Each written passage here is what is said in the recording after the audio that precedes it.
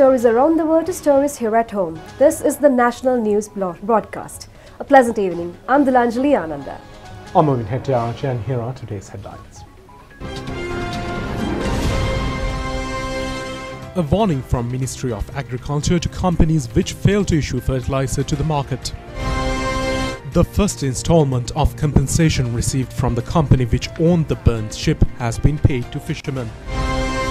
36% of Sri Lankan population above the age of 30 has been provided with the first dose of the COVID vaccine. Minister Basil Rajapaksa meets ambassadors and high commissioners of several countries. For those and other stories in detail. Minister of Agriculture Mahinanda Alutgamage has instructed the relevant officials today to order the private fertilizer companies to release their fertilizer stocks within 3 days. The minister adds that if the company failed to respond to this order, strong legal actions will be taken against such companies. Minister Mahindananda Alutgamage has made these remarks while engaged in an inspection tour in the main depot complexes of private fertilizer companies in Paligoda and Kalaniya. State Minister Shashendra Rajapaksa also took part in the tour. The two ministers have witnessed how large stocks of fertilizer are dumped in the yards of these companies.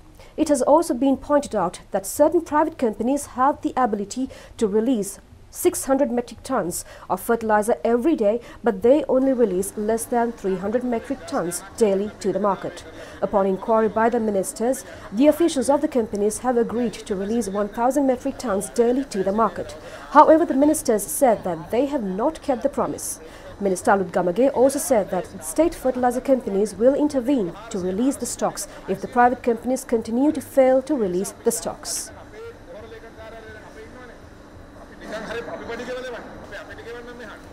Minister Mahindananda Alutgamage said that an agreement has been reached to release around 1,000 tons of fertilizer. However, only 400 tons have been provided. He added that farmers will turn to the road with the delay of having fertilizer. Therefore, stocks should be released to them without delay. A program is scheduled to be inaugurated, simultaneously develop 100 towns throughout the island under the leadership of the Prime Minister by the end of this month. The aim of the program is to minimize the imbalances existing between the main and regional towns and to offer equal urban facilities to all people. This fact has come under discussion at a program evaluation meeting of the Ministries of Urban Development at the Temple Trees today. The Prime Minister, in his capacity as the Minister in charge, has evaluated the progress of the institutions that come under the purview of the State Ministry of Urban Development, refuse disposal and community cleansing, coastal conservation and lowland development. The Prime Minister has also focused attention on the progress of the 32,000 houses being constructed on behalf of low-income people by the Urban Development Authority. These projects are being carried forward with 50% being completed. The meeting has also dealt in depth with the middle-class housing projects in Kolonnawa, Torrington, Blumendal, Paligoda, Orugodavatta, Kandy, Kurunegala, Anuradhapura and Polonnaruwa. The housing projects are also available for low-income groups in Maharagama and Nugegoda. Measures have been taken to commence a new housing project in Kotte shortly. The Urban Development Authority has also taken initiative to construct a further 12,000 houses in collaboration with the private investors. Other plans include construction of 28 new walking lanes in 25 districts. The Prime Minister has also looked into the status in old buildings in the city of Colombo and their reconstruction. He has instructed the relevant officials to focus special attention on the maintenance of such buildings after repair. The UDA is engaged in construction of another 4,000 houses for middle-income earners, which are scheduled to be completed by the year 2024. The Prime Minister, Mahinda Rajapaksa, has also reiterated the importance of effective disposal of flood and rainwater in the city of Colombo by pointing out the need to keep clean the canals and other waterways. Commenting on the fire on the Express Pearl ship, the Prime Minister has stressed the need to provide maximum compensation for environmental destruction and also for the affected fishermen. The Marine Environment Protection Authority said that the queue request has been made for the compensation of $40 million and $3.6 million from that amount has been already received. Sum of $2 million has been reserved on behalf of the damages sustained by the fishermen. A further $1 million is being used to provide Marine Environment Protection Authority, and the remaining $0.6 million will be reserved for an impending disastrous situation. It has also been pointed out that systematic programs should be implemented in the provision of compensation to the fishermen. Also disclosed on this occasion was that the attention of the Marine Environment Protecting Agency has been focused on the proposal of setting up a Marine Disaster Management Centre on the instructions of the President Gotabaya Rajapaksa. The Marine Environmental Protection Authority is scheduled to commence shortly a program to restore marine plants in an area of 25,000 hectares with the assistance of the Worldview Institute. Meanwhile, a program to reconstruct coral reef in an extent of 400 square meters is scheduled to commence from Mirissa. The Department of Coastal Conservation and the Commercial Resources Management Department will engage in a project to prevent coastal erosion in the Galle, Busa and Ambalangoda. A program to construct coastal gardens is already underway in Galle, Tangal and Madagatia, also Gampa district. The meeting was attended by State Ministers Nalaka Godaheva, Mohan Priyadarshana de Silva, Prime Minister Secretary Gamini Senarath and the Chief of Staff of Prime Minister's Office, Yoshitha Rajpaksha.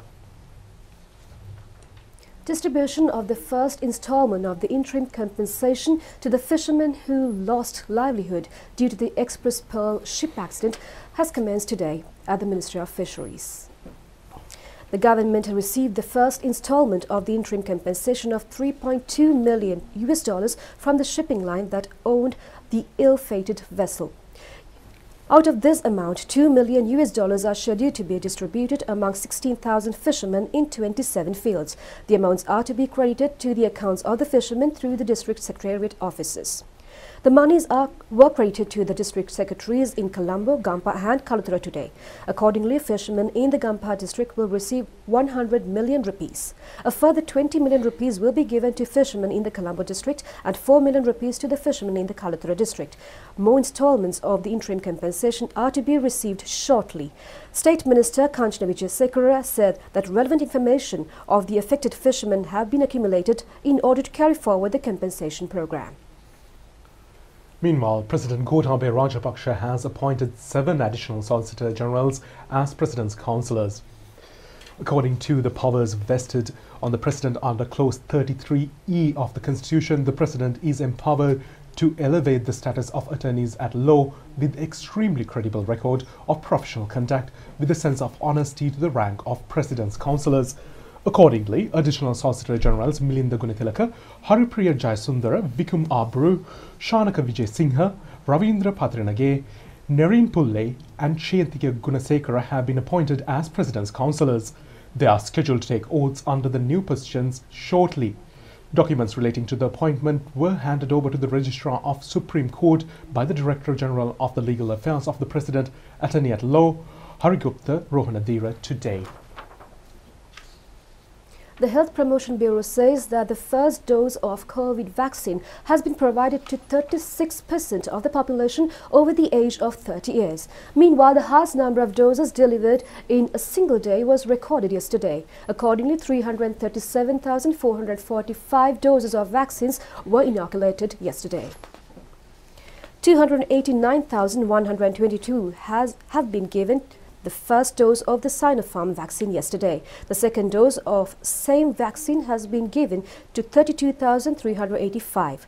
15,202 have been given the first dose of the Sputnik V vaccine yesterday. 700 persons have been inoculated with the Pfizer vaccine yesterday.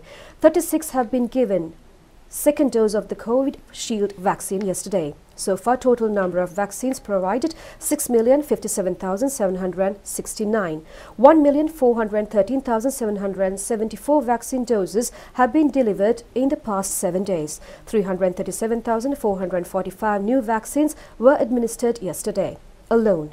This was the highest number of vaccines delivered within a day. It was also the first occasion of the delivery of vaccines of more than 300,000 in a day. So far, 36% of the population over the age of 30 years have been given the first dose of COVID vaccine. Accordingly, 70% of the residents of the Colombo district have been delivered the first dose. In the Gampaha district, 56% of the residents have received the first dose, and in the Kalturu district, 54% of the residents have received the first dose. Teachers as well as persons over the age of 30 years and 60 years have received vaccines today as well. Head of the National Operational Center for the Prevention of COVID-19 Outbreak, Army Commander General Shavendra Silva says 270 vaccination centers are being conducted in 19 districts. Meanwhile, leader of the Janata Vimukti Peramuna, parliamentarian Andra Kumar Disanayake, has also received a vaccine at the Shanti Padanama Viharasthanaya in Bauddhaloka Mawatha, Colombo today. Meanwhile, the Chinese embassy in Sri Lanka issuing a Twitter message says that 2 million doses of the Sinopharm vaccine are scheduled to arrive in the island next week. The Japanese embassy in Sri Lanka said yesterday that it has been decided to hand over Sri Lanka 1.45 million doses of AstraZeneca vaccine produced in Japan under the COVAX facility. State Minister Specialist Physician Sudarshini Fernando-Pulla says that travel restrictions between provinces are scheduled to be relaxed by the end of the month. The Sri Lanka Department of Railways has implemented 112 train journeys from today. Accordingly, 44 journeys are being conducted on the coastal line and 42 on the main line. 14 journeys are being operated on the Putlam line and 10 on the Kalani Valley line. Only 2 train journeys are being conducted on the northern line. Meanwhile, the city bus service has also commenced operations today from Makumbra Transport Centre in Kottawa. 988 COVID-19 patients were detected from the country today. Meanwhile, 955 patients left the hospital today following recovery. Director General of Health Services said that 37 COVID-19 deaths were reported yesterday. Police media spokesman Senior DIG Adit Rohana says that 164 persons have been arrested on the charges of violating health guidelines during the 24 hours that elapsed on the 6 a.m. today.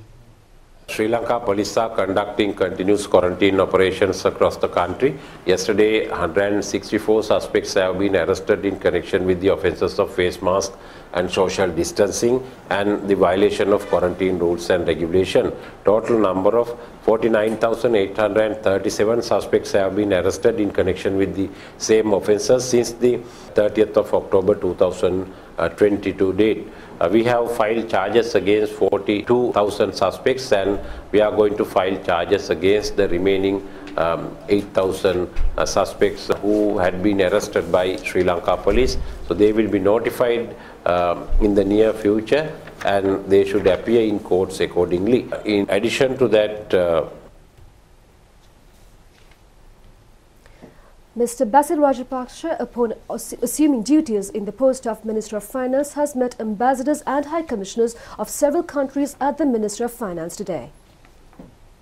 Ambassadors of the United States, Germany, China, Russia and European Union, as well as high commissioners of Britain and India, were engaged in bilateral talks with the minister. Minister Basil Rajapaksa has stated on this occasion that more attention has been focused on the creation of a green economy under the Saubhagya Vakma program of the President. He added that the British High Commissioner and the Ambassador of the European Union have expressed appreciation over the government's promotion of renewable sources of power and green economy. They have pledged to extend support for the utilization of local constructors in general highway construction. The Indian High Commissioner has expressed hope of Sri Lanka achieving 5.5% economic growth in the second quarter. Chinese ambassador has expressed willingness to attract more high-level investors into the Hambantota industrial zone. The German ambassador has pledged to enhance facilities at the German technological colleges. The U.S. ambassador has expressed hope of strengthening bilateral relations. The Russian envoy has pledged to extend further support in the COVID-19 vaccination program. Secretary to the Ministry of Finance, S.R. Artigala, and other officials were also present on the occasion.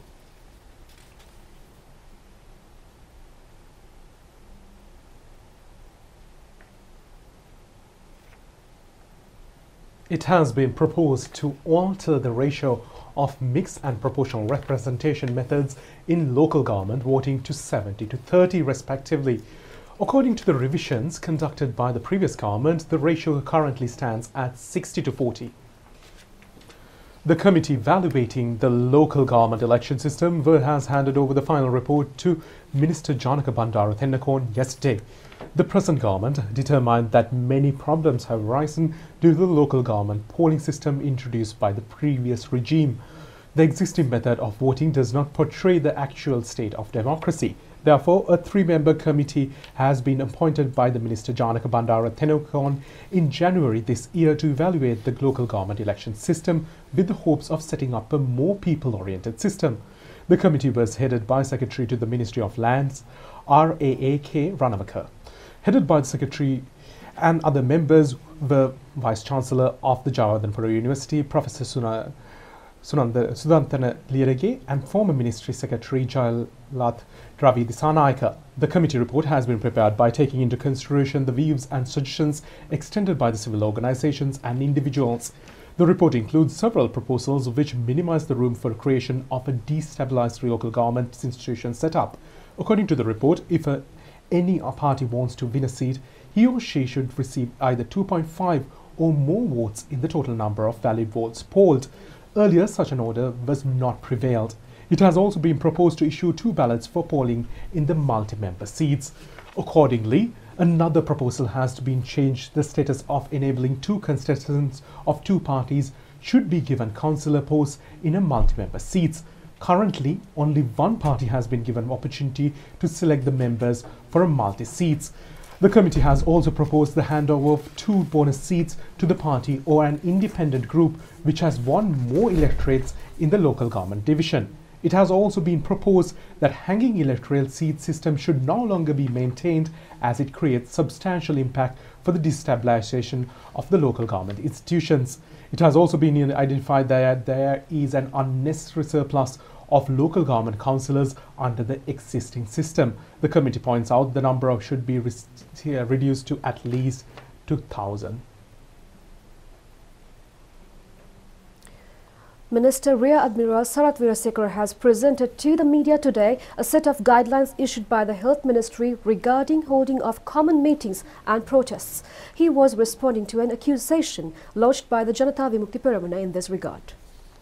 Leader of the Janata Vimukti Peramuna, Kumar Dissanayaka, said that health authorities say that no special guidelines have been issued regarding holding meetings and protests.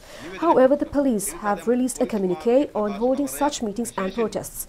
He has requested Minister in charge of Police, Minister Rear Admiral Sarath Weerasekara, to make a clarification on the issue. Minister Rear Admiral Sarath Weerasekara said that he has presented the orders to the country and asked Kumar Dissanayaka to accept them. He further said that the police has never violated the quarantine law. They were acting according to the request of the public health inspectors. Police media spokesman Senior DIG Ajit Rohana says that the number of persons killed daily in road accidents has increased up to 10. He points out that the negligence of the drivers as well as the depletion of discipline in society have mainly contributed to this state of events. He made these remarks at a media briefing at the Department of Government Information today. There is a tendency of increasing more traffic accidents at the moment. Within a period of last 24 hours, 10 fatal accidents have been reported, and in comparison to the statistics of year 2019, 2,839 persons have been killed in road traffic accidents. Also in year 2020, 2,144 persons have been killed in road traffic accidents. Since the 1st of January 2021 to date, 1,266 persons have been killed in road traffic accidents, and 7,177 persons have been injured in road traffic accidents. So we have analyzed the data and the methods or the causes in respect of road traffic accident. It has been observed that the neglectful driving, reckless driving of the drivers and riders, and in addition to that, the conduct of the jaywalkers are the reasons for road traffic accidents. So therefore, we are going to implement a special traffic operations across the country in order to deal with the issue, and special operations are conducted to apprehend the persons who drive vehicles having consumed liquor. High Commissioner to Pakistan in Sri Lanka says further strengthening the relationship between Sri Lanka is the main focus of the visit of the Prime Minister Imran Khan to Sri Lanka.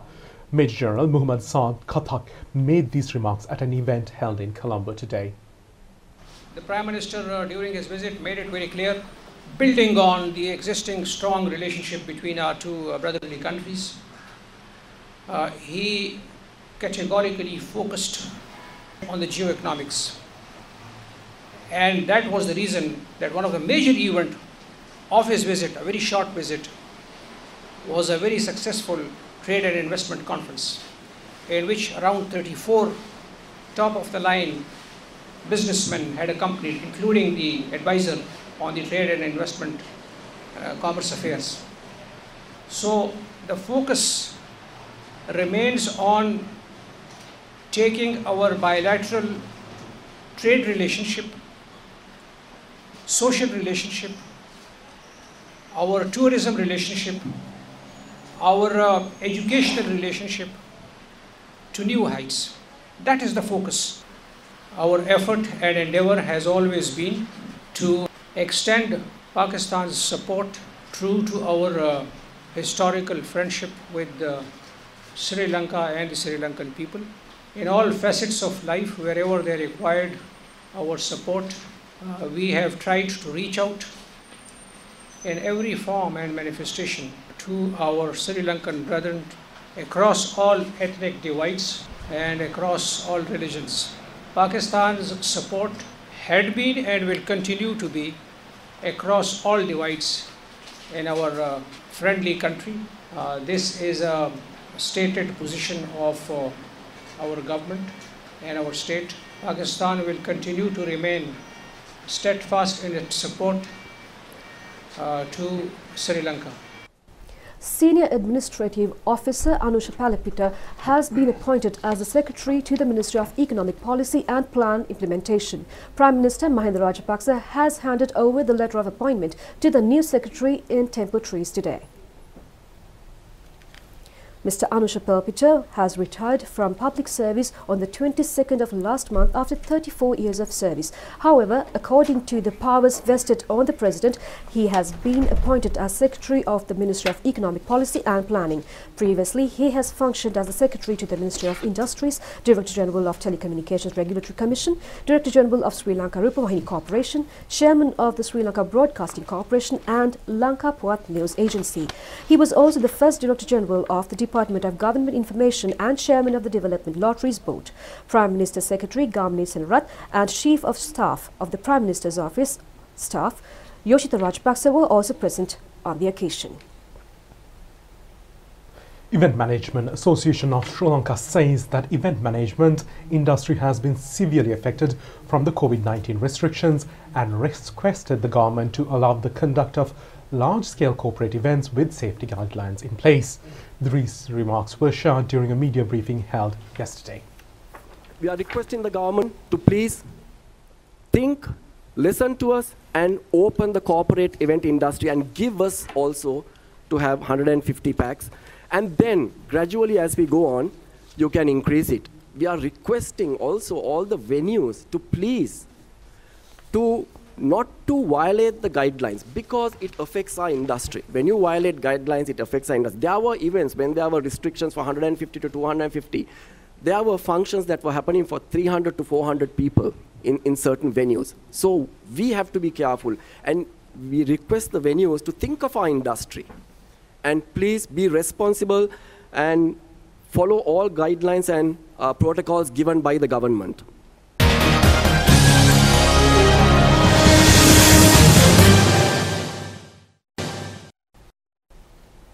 Now on to sports news. The Sri Lanka team on the volleyball team gained eligibility to compete in the Asian Senior Men's Volleyball Tournament by beating Uzbekistan today. In a match played in Sugatdas Stadium today, Sri Lanka won 3-0. This Asian Senior Men's Volleyball Tournament is scheduled to take place in Japan from the 12th to the 19th of September. Sports Minister Namal Rajapaksa was among the spectators at today's match.